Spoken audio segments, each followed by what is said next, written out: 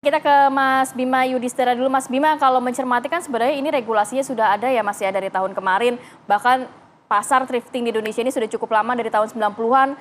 Apakah kali ini atau beberapa tahun belakangan ini memang benar-benar membuat industri tekstil nasional ini terdampak cukup signifikan, Mas?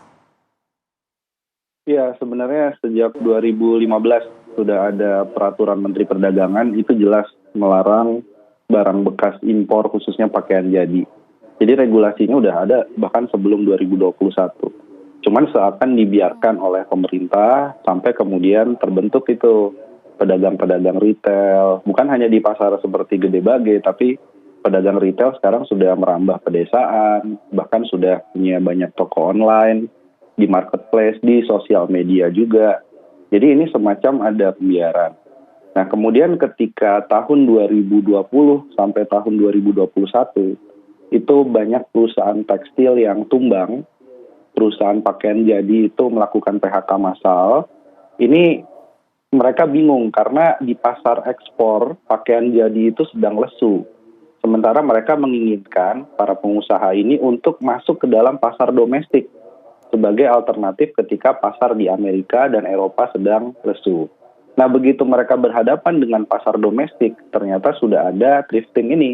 Sudah ada pakaian bekas impor yang merajalela dan akhirnya mereka seolah kalah bersaing. Karena memang dari segi harga, dari segi kualitas, tadi disebutkan bahwa pakaian bekas impor ini juga trennya pun juga tidak terlalu jauh ke belakang.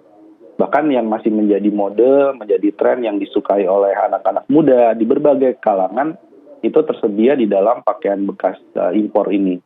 Nah, jadi jangan salahkan juga dari sisi konsumen, tetapi salahkan dari penindakan pemerintah yang relatif lambat gitu. Dan sekarang yang dilarang ini kan adalah yang importirnya. Tapi belum ada setahu saya peraturan untuk melarang pedagang-pedagang seperti di Pasar Gede Bage untuk tidak menjual pakaian bekas. Nah, itu nggak ada larangan itu. Oke, Mas Bima, berarti ini pengaruhnya signifikan sekali ya untuk industri tekstil di dalam negeri ya Mas ya. Nah artinya dengan larangan yang diberlakukan oleh pemerintah sebetulnya sudah sejak 2022 tapi kemudian ditegaskan kembali di tahun ini oleh Pak Presiden, artinya sudah tepat ya Mas ya untuk larangan dari impor pakaian bekas ini, atau seperti apa kalau menurut Mas Bima? Iya, masalahnya begini loh, masalahnya kalau melarang, memang larangan ini kan dulu ya, 2015 itu isu awalnya adalah soal penyebaran penyakit. Dan kemudian pakaian bekas impor ini masuk dalam kategori limbah.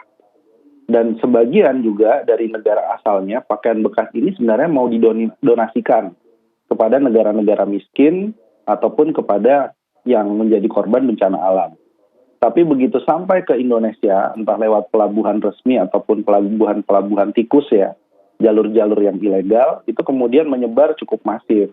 Nah, sekarang kalau pelarangannya sudah ada, berikutnya lagi adalah pemerintah tolong jangan hanya melarang, tapi juga memberikan kompensasi pada pedagang-pedagang kecil yang sudah terlanjur menjual barang atau masih memiliki stok yang cukup banyak di toko-tokonya.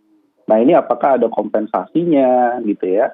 Paling nggak kalau melarang harus ada konsekuensi kompensasinya apa. Dan kalau perlu memang barang-barangnya dibeli aja sama pemerintah. Nanti disumbangkan oleh pemerintah kepada daerah-daerah miskin ataupun kemudian untuk korban bencana alam bagi pakaian bekas jadi impor yang masih layak. Itu sebenarnya win-win solutionnya harus dicari. Karena sekarang kalau melarang begitu saja, yang ada di pasar, yang ada kemudian di toko online, itu pasti meruginya juga nggak kecil gitu. Dan saya rasa ini kan muncul juga jelang Ramadan ya, jelang Ramadan dan Lebaran. Biasanya permintaan pakaian jadi itu memang meningkat. Gitu. Jadi mungkin ada tekanan juga dari pengusaha tekstil, pakaian jadi, jangan sampai ini mewabah terutama di puncak Lebaran gitu, karena merugikan sekali mereka. Tapi harus ada win-win solution bagi pedagang kecil, ini yang paling penting.